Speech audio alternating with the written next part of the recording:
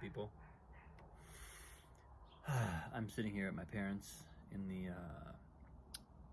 their lovely garden because I'm having a birthday dinner here. My dad is on the road, but my mom is here. Because it's my birthday today, and I've been sort of thinking about, what is my video post on my birthday going to be about? Not too premeditated, but just kind of couldn't help but think the thought, couldn't help but ask the question internally. And as I've reflected on it, just very briefly, what has been showing up is actually a kind of looking at, I was just reading a book by James Clear called Atomic Habits, where he talks about building habits, changing your habits. It's an incredible book. It's very, very deeply researched and thoughtfully expressed as to how our habits emerge, why we have the habits we do, why it's hard to break habits that we want to break, even if we are really, emotionally and psychologically committed to breaking them, what sorts of things get in the way, what strategies we can use to improve our chances. It's really thorough. One of the things he talks about is an annual review that he does, calls it an annual review and an integrity report. And it's basically, he does them 6 months apart. The annual review is basically looking at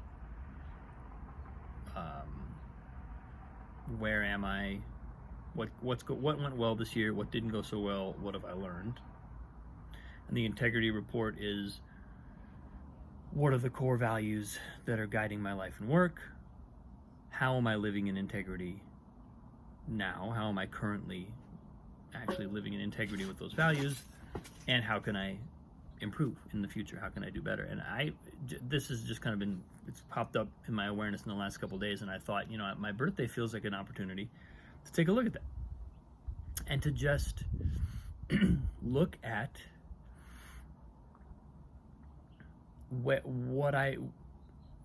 exactly that question, what values are guiding my life and work. And I think, something that stands out to me over the past year, 1 year ago, I was about to, 1 year ago on my birthday, I was about to go on a very significant retreat with Kyle Cease and sort of launch into a new phase of my own development, my own practice in a lot of areas of life. And it was shortly before I got just crystal clear and rock solid about a meditation practice. Although I think I already had a rock solid meditation practice by then. I was already meditating every day without exception. But what I wasn't doing was I hadn't kind of said for myself, okay, this is it. This is number one priority. But it was very shortly after my birthday that happened. What I did say on my birthday last year was, I'm ready to let go of the image of myself as someone who does creative work.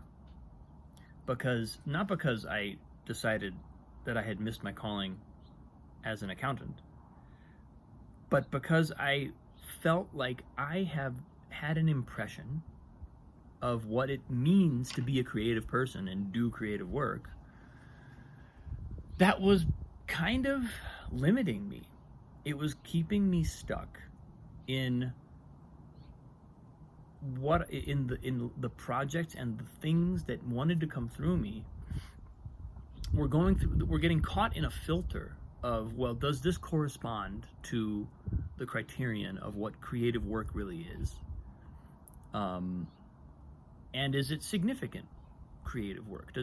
Is it, not significant in a sort of like higher self way, but significant in an ego way? Like, does it give me, is there a payoff in it? And I don't think I wouldn't have ever said it that way, but that was kind of what was happening internally on a kind of subtle level. Is I was looking for this payoff and I was looking to maintain an identity as someone who does creative work. And my birthday last year, I remember I gave a little birthday speech to my family, because that's what our family does, is we get grilled on our birthdays to talk about the past year and the upcoming year. It's actually a wonderful tradition that I really enjoy, but it is kind of a grilling, because you're really speaking from the heart and actually revealing what's really going on. And what I said I was kind of ready to not need that criterion anymore, to not judge everything by that criterion, and let myself explore whatever was coming through me at the time. And man, did that ever show up in the past year and really completely take me in so many new directions. The first of which was sort of launching into a lot more teaching work, and realizing that I love teaching, realizing that it is so much fun for me to work with students who want to learn the stuff that I know, who can benefit from my skill set and insight and experience, and offer them what I have, invite them into all the different,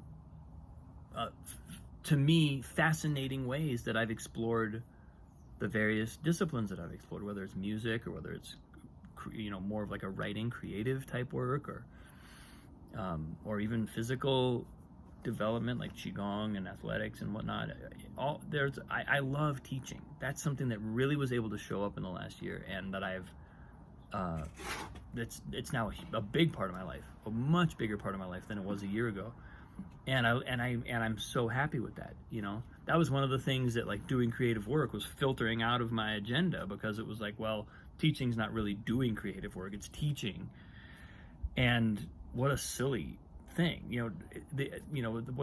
What I find kind of hilarious is that at the same time as I've embraced that willingness to teach and identify as a teacher, and not only identify as that, but like expand into that identity and really kind of lean into it, I've also found a piano teacher who's completely changing the way that I approach my own performance on the instrument. I mean, like, whole new levels of understanding coming online. Within the last week, have launched the first of an entire year's worth of cabarets, which is a project that has been just so dearly incubating in my heart for a long time. It's emerging.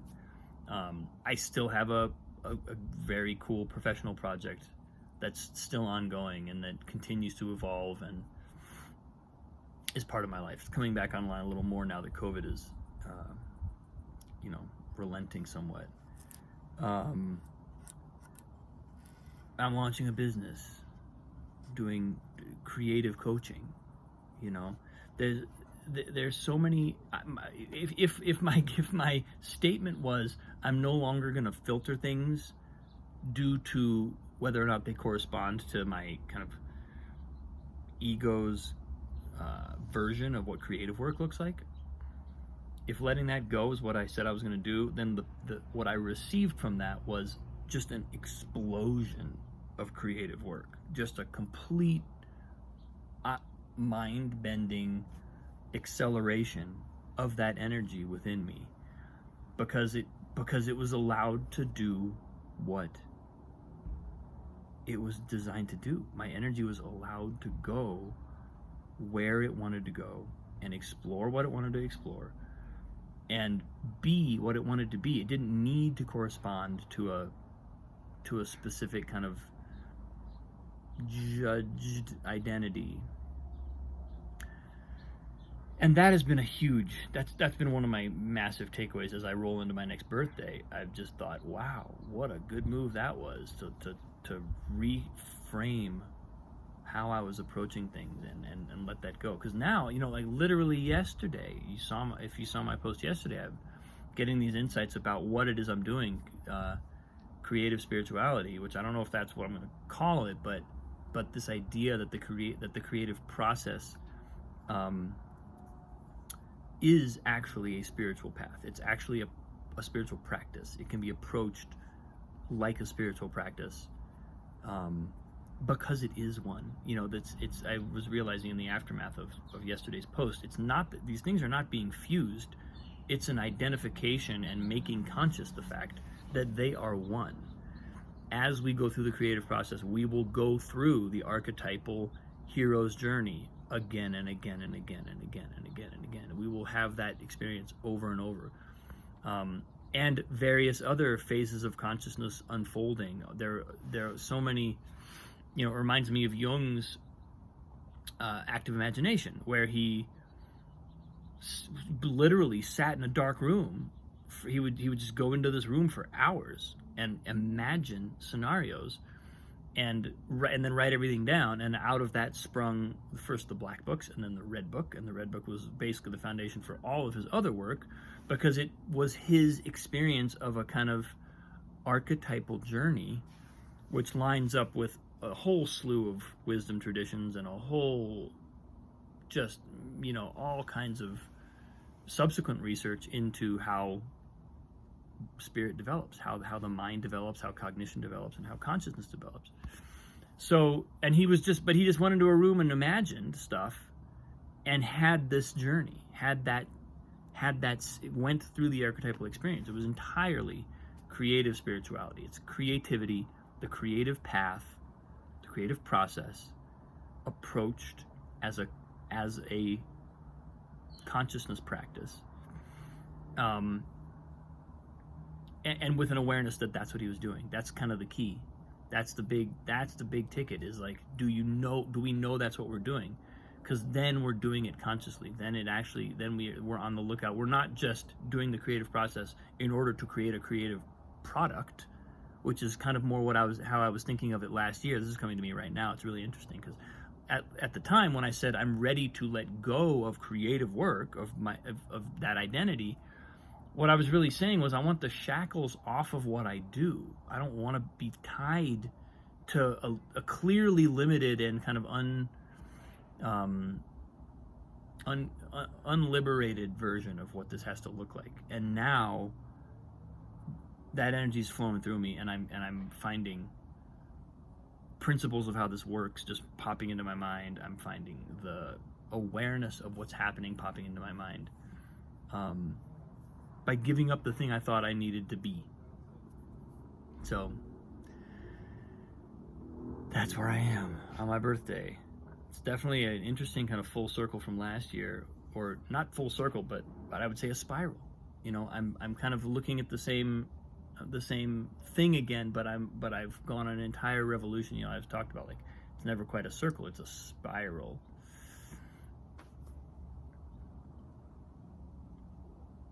It's an amazing journey. And you, dear listener, watcher, are a huge part of it. Doing this post and being in dialogue in a conversation with people receiving this is a huge part of what has happened in the past year. I mean, I didn't start this post till January, but it's a big part of that change. And it's been a huge part of making this conscious. So I love you. Thank you. Have a great October 7th. And I will see you tomorrow.